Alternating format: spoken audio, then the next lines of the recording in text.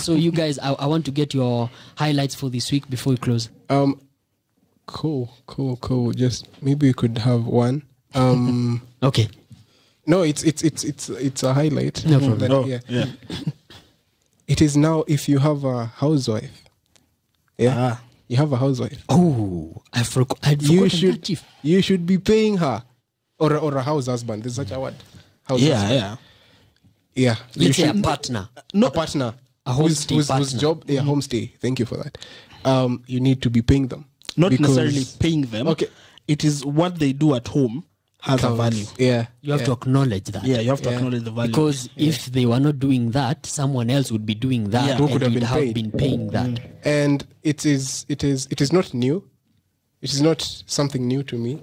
I've always wanted that to happen because you find that people take advantage of these. For you to shelve your career plans and all that you want to now stay at home to raise your kids, and then they're very now. Should I say likely? What are the divorce rates in Kenya? I don't know, but I know they're high. They're high, yeah? So in the likely event that you guys divorce, then now the unemployed partner's input is now thrown to the bins. Yeah. It has never been fair. Allow me to stretch that conversation a bit. First of all, when it comes to marriage issues, I think there's a lot of sentiments attached to that. There's a lot of culture attached to that. Yeah. Okay, so and culture is, it's an emotive issue again, and it's not linear. You cannot solve it with them. You cannot put it in a mathematical equation. That 1 + 1 is going to add up to 2. Can't put a rule. So it's not direct. Yeah. But again, allow me to stretch this conversation to household impact on the whole. On the economy of the household, the household members' participation to the economy of the household. So I think this conversation has really started that. I've seen it on social media and I've heard it with some of my friends. You look at a home, okay? Let's say this home is in Shags. They have a small farm there, where they get their skuma wiki and everything, where they get their maize for the flour and everything.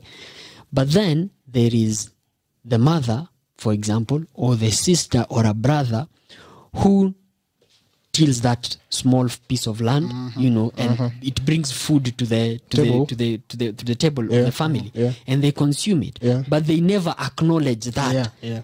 They're like, this guy's Because jobless. if those people didn't put in that effort, they would have had to go and buy skuma wiki from somewhere, and they would have paid. So I think it's starting that conversation, which is interesting to see that. Yeah. But please don't go and have those conversations and fight with your household.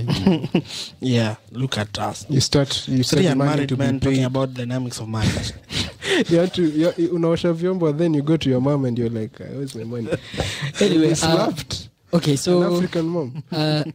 Okay. So my highlight was actually the fact that we've been removed from the red list by the United Kingdom. We are now on the green list. Makofi, you should add Lenyangapu's voice there. We should have it preset here. Iko gani ya blue.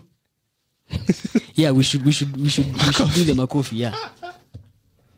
Yes, Makofi.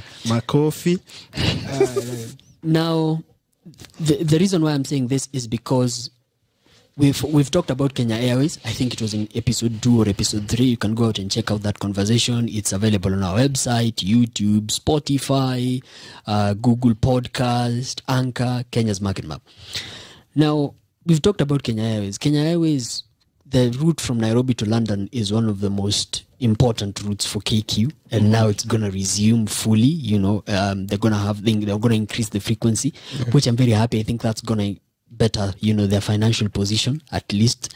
And again, it's interesting because Kenya has been removed, but then our neighbors, Uganda, Tanzania, Rwanda, even South Africa, they are still on the red list. I think it took a lot of diplomacy. We saw the president visit the UK a couple of months ago. So I just want to say, shout out to Manoa Esipisu, the envoy, Kenya's envoy in the UK, and President Kenyatta. It took a lot of diplomacy. I gather that. Shuttle diplomacy, ile maua tulituma last year. Yeah. It has come back. It has worked. It has worked. Yeah, for me, I think my highlight was we've seen there's a very complex statement that was sent out by Econ. Basically, they are tapping more into the bond market. Yeah. To, I think they're increasing their allocation. Initially, they're looking for 4 billion. And now they've raised it to 5.7. So I think they're looking for an extra 1.7. No one to one. I don't know what about the 0.7. Oh, the 0.7. Anyway, yeah. So yeah, still that's interesting happening in the bond market. That reminds me, I think it was in episode 2 or 3, we talked about Econ, and I remember I laid out some of the projects that they want to do, by the year 2030, and I was just, they have big plans, really, really big plans, and as I said in that episode, they're gonna need a lot of money, and I think they are looking for the money to finance it. Yeah. So yeah, that's my highlight of the week. Do I have any? I've been looking at memes. I've been what's this guy? Terrence Creative. That guy is doing something on Wash.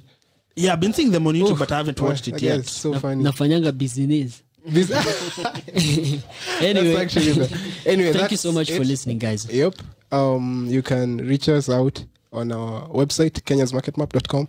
You can find us on LinkedIn, Twitter, all at kenyasmarketmap.com.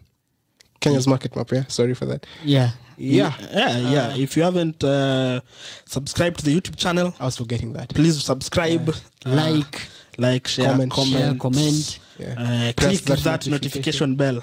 Yeah, and guys, we just want to say a big thank you for you've supported us really, really well. Yep. Thank you so much for listening. We really value your listenership and your subscription to our platforms. Until next time, remember, it's nothing personal. It's just business. Cheers, guys. It's been your host, Easter Fanning. Keegan Kiplimo. And I've been Daniel Kalia. Thank you. Ooh.